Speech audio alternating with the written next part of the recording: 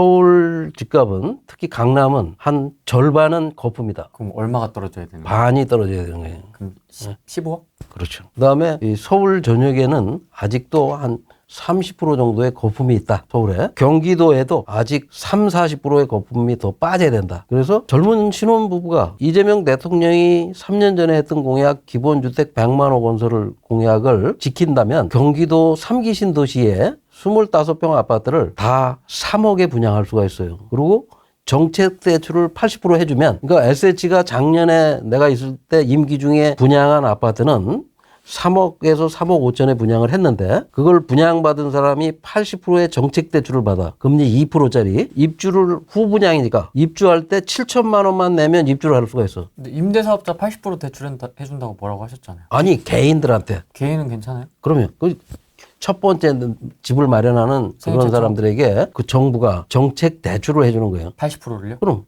아니 그게 뉴홈 대책에 윤석열 정부의 정책에 그게 있는 거야. 그러니까 임대사업자 80% 대출해주는 걸 문제를 제기하시면서 개인의 80% 대출은 괜찮으신 거예요? 그럼 임대사업자들은 그러니까 개인들에게 3억 정도 수준의 집을 1억 정도만 전 월세 보증금만 빼서라도 입주할 수 있게 만들어 놓으면 가수요가 없어져요. 급하게 어디 집을 사겠다고 나서는 사람들이 없어. 그리고 그게 계속 지속되면 주택의 가수요가 없어질 거 아니에요? 그럼 집값이 그냥 안정되는 거야. 그래서 집값을 잡는 거는 그렇게 어려운 일이 아닌 거예요. 아, 그렇습니까? 그럼. 근데 자, 봐요. 자, 대통령이 6억 이상 대출이 금지시켰잖아. 지금 만약에 집을 100채, 500채 가진 사람들이 있어요. 만기 도래가 됐을 때는 더 이상 정책 대출을 안 하고 10채 이상 주택은 대출을 다 회수한다면 그럼 그분들이 어떻게 해야 돼? 집을 팔아야지. 그럼 매물이 어떻게 돼요? 100만 개, 200만 개 매물이 쏟아져 나와. 그죠? 근데 이것도 가정이지 않습니까? 정책 결정권자가 그런 정책 결정을 하면 되는 거야. 근데 그런 결정을 할 수 있는 사람이 우리나라에 몇 명이에요? 대통령과 10명 정도 되는 핵심적인 위치에 있는 고위 공직자가 그걸 하면 돼. 근데 그걸 하는 사람들이 거기에 할 사람이 한 명도 안 들어간 거야. 그러니까 유일하게 대통령께서는 그 전에 그런 걸 할 것처럼 얘기를 했던 게 있으니까 할지도 모른다는 생각을 갖겠지만 할지 안 할지는 내가 뭐 알 수가 없는 거지. 근데 그렇게 하면 내가 SH 사장이 돼서도 3억대의 강남권에 또는 마곡 같은 데 위치 좋은데 3억대의 아파트를 분양했듯이 경기도에 3억대에 얼마든지 할 수 있을 거 아니에요? 서울보다 거기 가서 땅값이 싸니까? 그럼 대통령께서 지금 그렇게 지시를 한 거야. 민간에게 택지를 팔지 마라. LH를 개혁해서 분양원가 공개하고 아파트 후분양제 도입하고 적정임금제도 하고 언급했어요. 그다음에 기본주택이라는 건 본인이 기본적으로 가지고 있는 건물만 분양하는 주택을 공급하겠다고 100만 원 개를 공급하겠다 그랬어. 근데 내가 그런 말을 잘 믿지 않는 이유는 경기도지사 김동연 경기도지사가 경기도에 자기 임기 중에 반값 아파트를 20만 개 공급한다고 그랬어요. 김동연 반값 아파트하고 치면 20만 개가 나와. 몇 개 공급했어요, 반값 아파트? 한 개도 안 했어. 20만 원을 4년 동안 공급한다는 경기도지사가 임기 중에 지금 거의 3년이 지났는데 내년 5월이면 끝나는데. 그렇죠. 할 생각이 없으니까. 그런 식으로. 그리고 그 사람에게 왜 그 약속을 안 지키냐고 경기도지사한테 나처럼 이렇게 쓴소리 하는 사람이 있어요, 없어요? 없다고. 그 사람이 그런 공약 했는지도 몰라. 근데 경기도 외곽에 건물만 분양하는 곳에 살고 싶을까요? 아니, 자, 분당도 재건축한다고 그래. 최근에 인천 계양지구라든지 남양주 안숙이라든지 과천이라든지 이런데 새로 짓는 아파트를 건물만 사서 그 주변에 전세값이 한 4, 5억씩 가는데 3억의 건물을 사서 내 거야. 입주하면 아니 집이 필요한 사람은 가서 그런 데 가서 사면 되지. 왜 그 돈도 없는 사람들이 30억 가는 강남 아파트만 자꾸 쳐다보냐고. 그리고 왜 그것만 갖고 자꾸 얘기를 하냐고. 수도권이나 사람들이 필요로 한 역세권에 교통 좋은 곳에 한 3억짜리 좀 20평 같으면 한 2억짜리 건물 분양 아파트를 줘서 분양을 해주면 젊은 사람들이 그런 걸 꾸준히 공급해주면 돼. 근데 5억, 6억 주고 화곡동이나 이런 서울 외곽 지역에 가서 빌라 사가지고 그 빌라를 아주 저렴하게 뭐 20만 원, 30만 원 받고 빌려줘, 월세. 그러니까 지방에서 올라오거나 서울에 있는 사람들은 신혼부부가 되면 서울시나 국가가 정책적 주택 공급을 해주기 때문에 운 좋으면 아주 싼 값에 들어가서 살 수가 있어요. 그런 매입 임대주택에 가보면 벤츠 최고급 승용차가 있어. 있어. 2억, 3억짜리 승용차가. 그러니까 젊은 사람들이 그런 데 들어가가지고 들어가기도 그렇게 뭐 규제가 그렇게 문턱이 높질 않아. 들어가서 고가 차량을 사. 새 집에. 그 오피스텔 한 20평 가까이 되는 오피스텔에 들어가서 혼자 쓰면 또는 신혼부부가 24평짜리 들어가서 살면 임대료가 월세가 굉장히 싸요. 반지하 원룸도 월세가 한 5, 60만 원 가고 저 고시원에 가면 한 대여섯 평 되는 원룸도 80만 원. 80만 원 가는데 방 2개짜리 또는 방 널찍한 주방 시설 다 돼 있는 한 15평 정도 되는 그런 원룸을 월세 한 2, 30만 원 내고 살게 해준다면 그걸 위해서 국민들 세금을 4, 5억씩 쓴다면 이건 정말 잘못된 거지. 근데 그런 짓을 장관이라는 사람이 경제부총리라는 사람이 무제한 사들이라고 공기업에다가 지시를 하고 있다니까. 근데 그걸 아무도 비판을 안 해요. 사람은 누구나 다 경제활동을 하는 거고 네. 또 경제활동을 해서 돈을 벌어야 되는데 자 한쪽에서 문재인 정부처럼 불로소득 주도 성장을 시켜가지고 누구는 별 노력도 안 했는데 1년에 몇 억씩 집값이 올라가지고 재산이 늘었다. 빚내서 집 샀더니 재산이 막 급격하게 늘었어요. 내가 이 보기에 연봉 1억 받는 사람도 월 연간 한 1억 모으기가 쉽지가 않아. 연봉이 1억 있는 사람이 1억 모을 수는 없잖아. 한 푼도 안 쓰고. 그렇죠. 절반 모은다 그래도 5천만 원인데 10억이면 20년 모아야 돼요. 근데 불과 1년 사이에 윤석열 정부 1년 사이에 강남의 어떤 아파트가 10억이 올랐다고 그러단 말이에요. 그러면 자 열심히 사회에 나와서 이 사회생활을 하려고 준비한 사람들이 젊은이가 취업도 어려워. 좋은 직장도 없어. 근데 소득도 별로 없어. 근데 한쪽에서는 공부도 안 하고 뭐 좀 자기보다 상대적으로 덜 노력한 친구들은 그 부동산 투기를 해가지고 몇 억씩 벌었다 그러면 문재인 정부 5년 내내 사람들이 젊은이들이 모이기만 하면 그 얘기를 한 거야. 투기 아니고 투자. 투자라고 순화시켜서 얘기하는 거지. 그건 투기나 마찬가지지. 정부가 투기를 자극한 거지.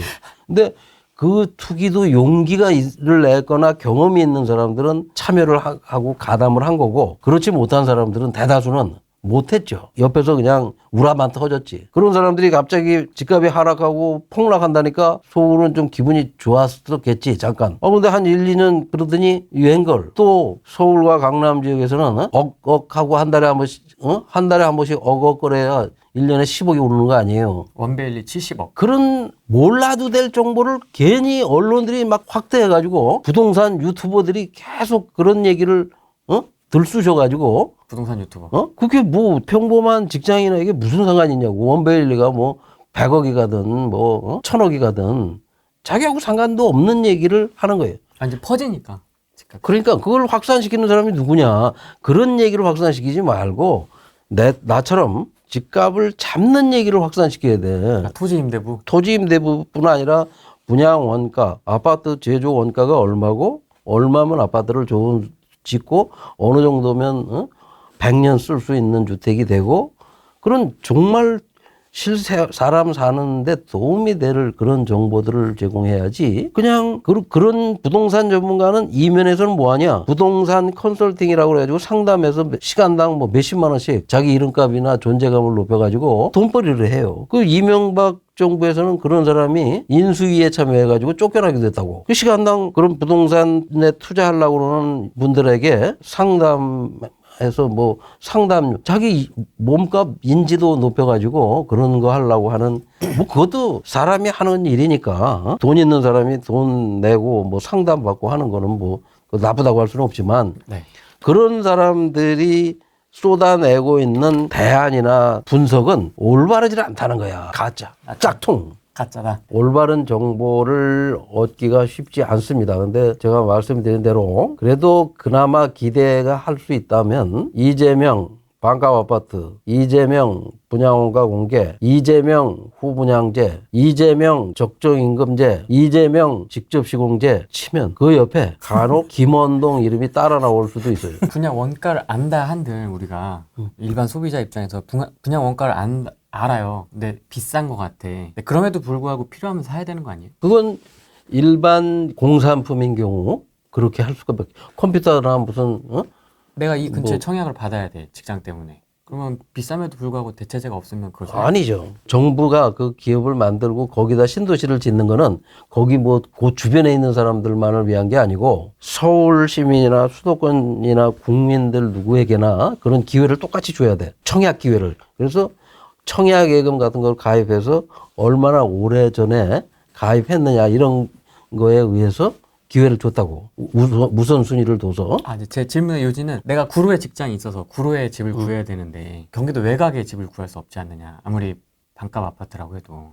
아니, 그거는 이제 자기가 그걸 감당해낼 수 있다면, 구로 근방에서 살면 되는 거고, 그렇다고 모든 사람을 위해서 다 매번 국가가 그렇게 해줄 수는 없는 것이고, 한 생에 뭐 한두 번에 한 번, 또 싱가포르처럼 2번 정도의 기회를 제공하는 거지. 아, 전 국민한테요? 그럼 누구에게나 진짜 내 첫 번째 집을 갖고 싶어 하는 사람들에게는 한 번 정도의 그런 기회들을 주는 게 그래야 공기업을 존속시킬 이유가 있는 거지. 그러지 않으면 정말 공기업을 없애고 그냥 민간이 하게끔 맡겨야지. 이 일반 시장에 가서 물건 사는 거하고 똑같이 하려면, 자, 그러면 보십시다. 논밭에다가 아파트를 짓게 해줬어. 그 아무나 할 수 있는 게 아니야. 100만 원짜리 땅에다가, 50만 원짜리 땅에다가, 30만 원짜리 임야에다가. 그러면 그렇게 어려운 과정을 가져서 해서 확보한 토지를, 그걸 홀랑 팔고 또 가서 신도시 개발을 해왔어. 30년 동안. 그래서 서울 주변에 아까 얘기한 대로 1억 평을 서울 면적만큼의 신도시를 개발했다고. 그래가지고 계속 아파트를 지었어. 그랬더니 어떻게 됐어? 집값만 뛴 거야. 집값을 잡으려고 신도시를 만들었는데 집값을 잡은 게 아니라 사람을 잡았어요. 이게 뭐가 잘못됐기 때문에 그랬냐? 그래서 분양 원가를 공개해라는 얘기를 그래서 한 거고. 왜? 네가 그렇게 싸게 토지를 취득했으니 적정한 이윤을 남기라고 공기업을 만든 거지. 그 공기업이 폭리를 취해서 그 취한 폭리를 국가가 가졌다가 쓰려고 그렇게 만든 회사가 아니거든. 땅을 100만 원에 수용해가지고 어떻게 보면 뺏어다가 슬그머니 건설회사한테 제비뽑기 입찰을 해가지고 벌떼 입찰 시켜가지고 건설회사만 수천억씩 돈 벌게 해주는 일을 한 공기업이 어디예요? LH라니까.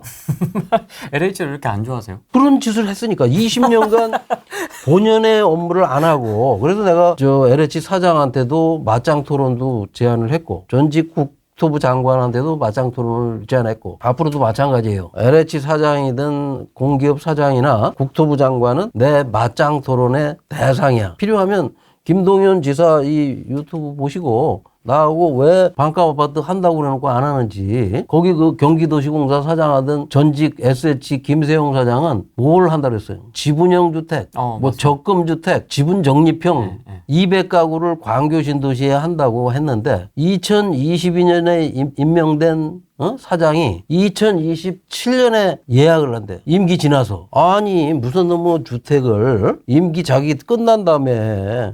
그리고 도지사는 20만 원을 공급한다는데 도지사 끝나고 200가구 한다는 게 그게 무슨 뭐 공약 이행이야. 국토부 장관이나 그 LH 사장 눈독을 들이는 것 같아요. 내가 보기에. 근데 그런 분이 가서 만약에 지금까지 해왔던 방식대로 그렇게 하면 어떻게 되겠냐. 집값이. 정말 언행이 완전히 일치하기는 어렵지만 특히 공직자가 되려고 하는 사람은 자기가 했던 얘기를 신중하게 충분히 검증해서 공약이나 이 정책을 얘기해야 되지만 또 그 한 거는 최선을 다해서 지켜야지. 근데 그게 제대로 안 되기 때문에 집값이 그 부작용으로 이렇게 치솟고 또 좀 가격이 하락 안정될 만하면 억지로 가서 인위적으로 가격을 띄우는 짓들을 하고. 그러니까 내가 분명히 얘기하지만 작년과 금년에 집값이 뛴 이유는 박상우, 최상목 두 사람이 물론 대통령실의 정책 실장이나 뭐 이런 사람들도 책임이 있겠지만 이 사람들이 집값을 떠받치는 문재인 정부에서 집값 떠받칠 때 본인이 LH 사장도 하고 했었기 때문에 효과가 나타난다는 걸 알기 때문에 그걸 했겠죠. 억지로 떠받치다 보니까 이렇게 된 거야. 내가 보기에는 저 지방 수도권 서울까지 집값이 계속 하락할 수밖에 없는 그런 상태였는데 작년부터 이거를 한 거는 이거 뭐 PF 사업장 이런 데도 다 문제가 생기고 계속 그랬던 거 아니에요? 지난 윤석열 정부 출범하자마자부터 아직도 그런 문제가 지금도 있다고. 이걸 억지로 언론과 사실상 상당히 유착 관계에 있는 사람들이 이렇게 만들어 놓은 거야. 그럼 뭐 어떤 금리나 공급의 문제는 아니고 그건 전혀 전혀 진짜 조금이라도 없을까요? 이만큼이라도? 그럼 없어요. 아예 없어요? 없다니까.